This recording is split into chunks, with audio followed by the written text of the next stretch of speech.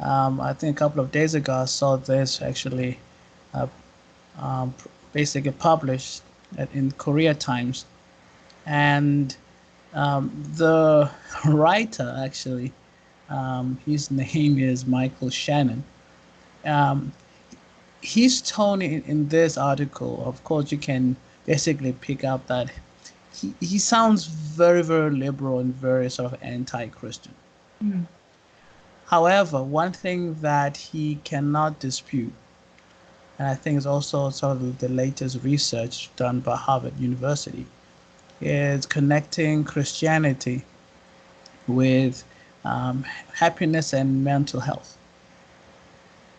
And so basically, this research, along with every other research prior to this, basically show that Christians, first of all, have sort of happier slash healthier mind.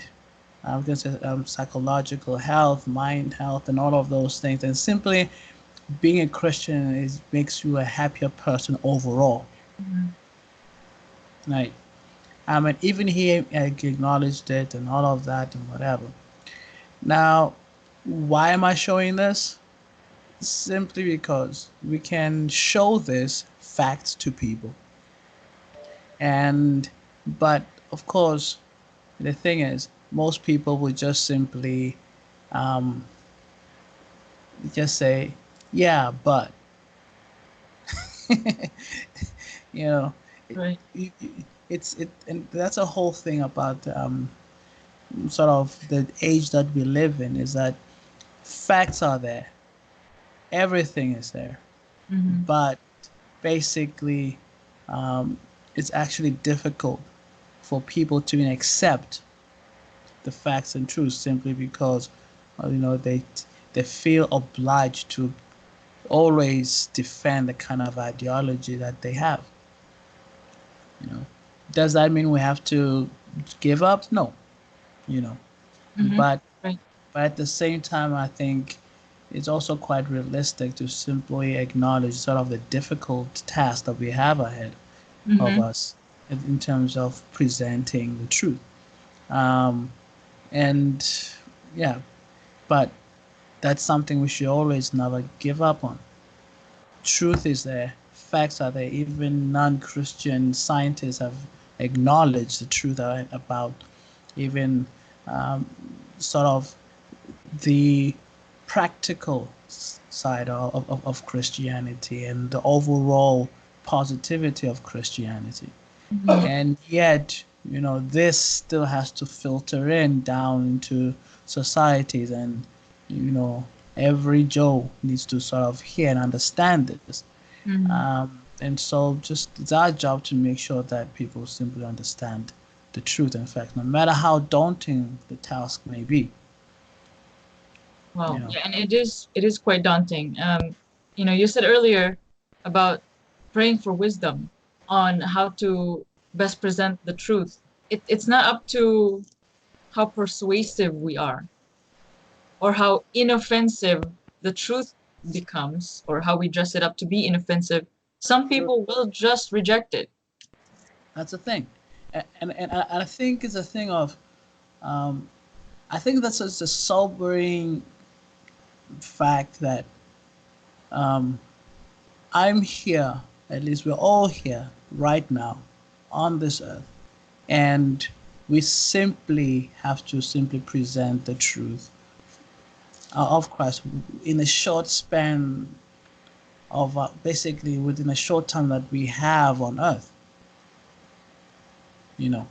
Mhm. And of course, the result, what happens afterwards, is between the individuals and God, and whatever happens in the future in society, only God knows where things will go.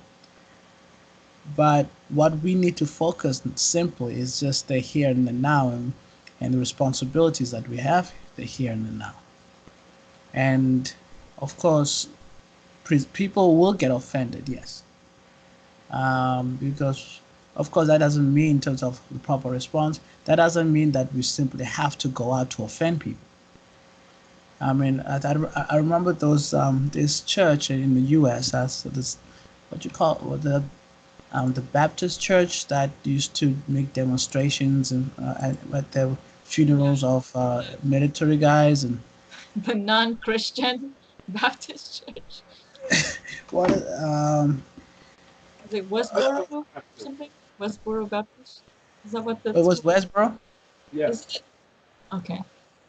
Yeah, I mean, even for me as a Christian, I would have thought, right, that gives people ammunition against Christianity. That is that is a classical example of what not to do. If people have to write a book of, what not to do in terms of Christians for Dummies 101, Mm-hmm. and you just have to look at that model and say, right, don't do that. Why? Because first of all, it is not effective. Second, it creates more enemies than not. And third, it is even against what Christ would have done himself. And the only thing will so basically that's a clear example of what not to do. And if you want to make enemies, this is exactly what you must do. Um, so that's just simply wrong. But on the other hand, you can look at um, movements like, for example, Ravi Zacharias, you know, or those kind of people who, number one, they never raised their voices, they never even screamed and shouted, or even organized a huge mass rally, but simply through talk and through debates and discussions, they have a greater respect, even with non Christians. And guess what? They have far greater results than even those Westboro people. Mm-hmm. You Right. see, so you have the two polar opposite ways, and yet one is far more effective with a Christian character and that with more friends than enemies, and then you have the other which screams and shouts and threatens people and only makes enemies and no friends.